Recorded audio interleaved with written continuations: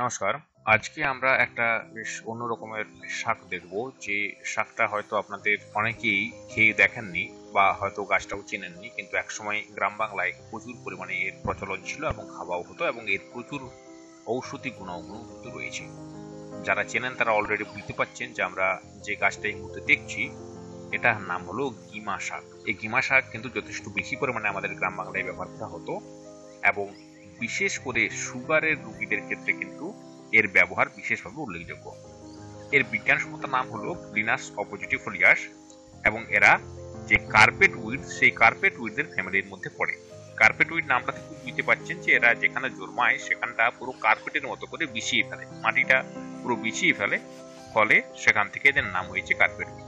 যাই হোক, এই গ্লিনাস অপোজিটিফোলিয়াস বা গিমা শাক কিন্তু বিভিন্ন রকম ভাবে রান্না করে খাওয়ার চল রয়েছে।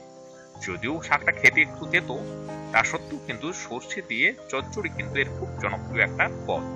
এই কিমা শাকের কিন্তু বিভিন্ন রকমের আয়ুর্বেদিক ব্যবহারের কথা আমরা জানতে পারি বিভিন্ন ক্ষেত্র থেকে। এর মধ্যে অন্যতম প্রধান হলো হাইপার গ্লাইসেমিয়া ট্রিটমেন্টের জন্য, অর্থাৎ সুগার রোগীদের ক্ষেত্রে এর ইন্না ব্লাড সুগারের লেভেল কমানোতে এর বিশেষভাবে উল্লেখ রয়েছে।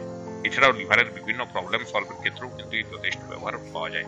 বিভিন্ন ধরনের রিসার্চ পেপারে বর্তমানে এর থেকে বিভিন্ন ধরনের স্যাপোনিনস বা ফ্ল্যাভানয়েডস, এমনকি বেশ কিছু অ্যালকালয়েডসও আইসোলেশন করা হয়েছে, এবং যাদের মধ্যে থেকে বিভিন্ন রকমের অ্যান্টিফাঙ্গাল বা অ্যান্টিমাইক্রোবিয়াল কিন্তু অ্যাক্টিভিটি পাওয়া গেছে। এই বিষয়ে বিশদে জানতে গেলে আমরা লিঙ্ক ডিসক্রিপশন বক্সে দিয়ে দেবো, সেখানে গিয়ে আপনারা বিশদে পড়তে পারেন। তো যাই হোক, এই গিমার শাকের প্রচলন কিন্তু ধীরে ধীরে বেশ কমে যাচ্ছে। আপনাদের মধ্যে কেউ যদি এই গিমার শাক খেয়ে থাকেন বা বাড়িতে লাগিয়ে থাকেন, তার অবশ্যই নিচে কমেন্ট করে জানাতে ভুলবেন না।